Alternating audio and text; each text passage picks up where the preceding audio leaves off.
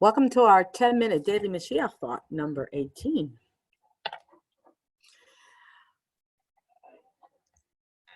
Leilu Nishmas Kutabas Parents. So we discussed in our last session the Rambam's principle of faith, number 12, is to believe in a person from Beis David, and that we have to await his coming. The idea of Mashiach coming is not just a concept or a theoretical better world, but a melech, a king. We daven for him daily. We daven that he will reestablish Hashem's kingdom, build the Beis Hamikdash, and gather all the Jewish people to Eretz Yisrael. Now, there are those who want to say, when the Jews started coming back to Eretz Yisrael, that was Ischalta de Geula, like the beginning of the redemption, the beginning of the Geula. The Rebbe negated that view very much, based on the Rambam. You can't have kibbutz galius, true kibbutz galius, without a king from Beis David as the first thing. So Mashiach coming back from Beis David to bring back Malchus Beis David Liyoshna, as we have been discussing, that's got to come first. So what really then is Mashiach's purpose? Very often people like to think that Mashiach's purpose somehow is to fix the world. And what we have to realize is that, in fact, that's not really his purpose. It's not just fix the world. Fixing the world is more a byproduct of having Mashiach. So when Mashiach, king of Beis David, is back, and we are under the Malchus of HaKadosh Baruch Hu, the byproduct of that is the fact that we then have a world that has peace and has all the things that we need to do. So it's not, some people like to say, the era of Mashiach, and it's going to be a time of peace and a time where everything will be wonderful. That's true. But that's not the full purpose of Mashiach's coming. Mashiach's coming, as we keep emphasizing, is to bring back Malchus Beis David, which is a representative of Malchus Hashem. That's what it's about. So we're trying to reach what we call shleimus, which is the completeness to the world. What is the completeness? Bringing completeness to the world is by allowing us to have complete Kabbalas Ol Malchus Shamayim. That is the purpose in and of itself. So remember, at the very beginning of our series, we were talking about the Rambam and the Ramban having different views about what shleimus is. So one of those aspects was this notion that shleimus is when Hashem is our king and our only king. And we have established so far that in order for us to have Malchus Shamayim, and for a Jewish nation to have Kabbalas Ol Malchus Shamayim, to truly accept Hashem as our king, we can only do that when we have a Melech from Beis David, who is Hashem's representative, who is our king, and by having that, we then have the complete Malchus Shamayim, and therefore Kabbalas Ol Malchus Shamayim, which is the tachlis of this world. As we've mentioned already in earlier classes, that at the very beginning when Hashem created the world, and which is why Rosh Hashanah is called, when we say Hayom Haratz Olam, today's like the birth of the world on Rosh Hashanah, because that's the day Adam was created, and that's the day that Hashem could finally be king, because Adam Harishon was able to gather everyone together and say, come, let us go bow down to Hashem, let's crown Hashem as our king. Because of this, because that's the tachlis, to have Ol Malchus Shamayim, and because that can only be done with the king, therefore, revelation of Mashiach has to be first. We first have to have that king from Beis David. Once we have the king from Beis David, other things happen afterwards as a result. What are some of those things? We talked about the fact that, as we saw before, when Bnei Yisrael came to Eretz Yisrael, they were commanded to do 3 mitzvahs, right?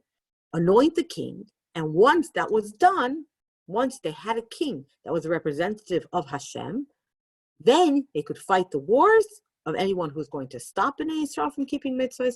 Then they would build the Beis Hamikdash. And all Bnei Yisrael would be united again. So what we know is that one of the key things that will happen then when Mashiach comes, one of the key purposes when we say we're all going to be under Malchus Hashem, incorporated in that is the fact that the Jewish people will also be completely united. We know that at Har Sinai, Hashem made a bris with us, an eternal covenant. This covenant at Har Sinai was between the Jewish people and Hashem. That means it incorporated also an eternal covenant between one Jew and another, between the Jewish people themselves. You may be familiar with a very famous Ma'amar Chazal, like Kol Yisrael Arevim Zeh Lezeh, that all the Jewish people are responsible for one another. That began at Har Sinai when we became a nation. So we know that Hashem, the Torah, and the Jewish people are like, there are three interconnected rings. They're all connected. So after Har Sinai, when we accepted Hashem originally as our king, the nation, we weren't anymore just a collection of individuals, people who belonged to the children and the grandchildren of and great-great-grandchildren, descendants of Yaakov Avinu. We became a nation, one united nation. Now that complete state of once again being a Jewish complete nation will be seen once more when we have the appointment again of a Melech Nitzchi, of an eternal king. Because a king, what does a king do? He unites his subjects. When you have a king, then you have one kingdom and one nation under that king. So that is another one of the key purposes of Mashiach. As Hashem's representative, it's the idea of uniting us all as one.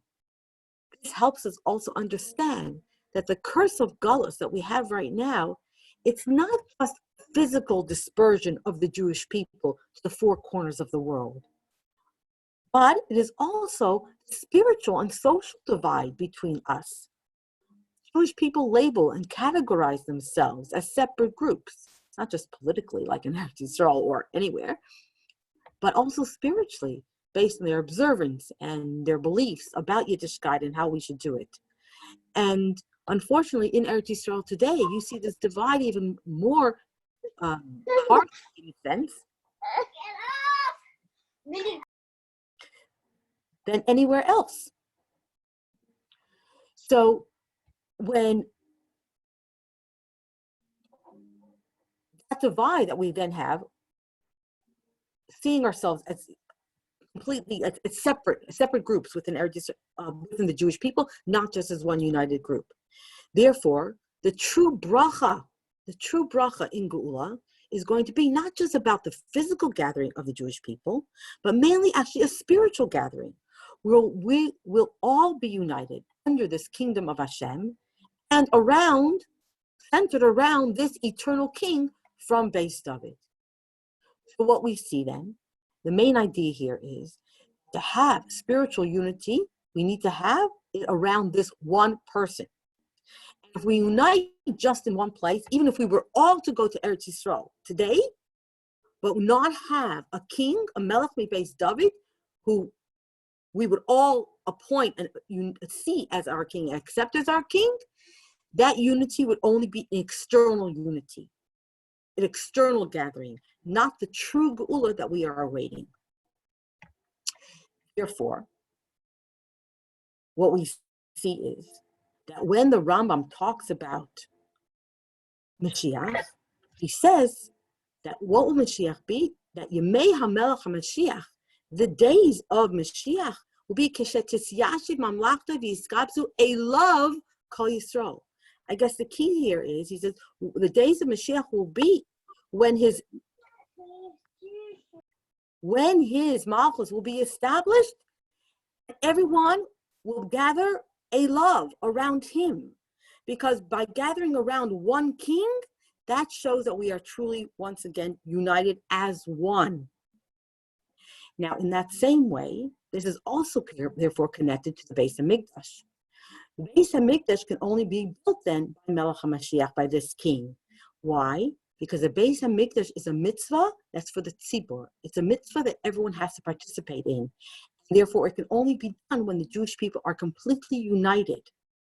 The Beis HaMikdash, if it's built by only some of the Jewish people, it's not worthy of being called a mikdash. Therefore, once more, the Rebbe explains, how do we see that again? And the Rebbe says as follows, that we know, Kol Chayavim, or actually the Rambam writes this in Hilchas Beis HaBchira, Kol Chayavim livnai l'sayid v'asmam u'v'maynam anashim v'nashim. Everybody is required to support, to build and support within them, with themselves, with their money. Men and women all have to help with the building of the Beis HaMikdash. Like we've seen, we're just coming out of the parshas where we're talking about the setting up of the Mishkan, and we know that the Mishkan was built out of the nedavos, out of the contributions of all the Jewish people, everyone together. It will be the exact same way with the third Beis HaMikdash, Hamikdash Hashlishi. It has to be from the tzibur, from the united Jewish people, and the only way we can be fully united is, again, once we are united under one king, Malchus Beis David, that unites us all in that way.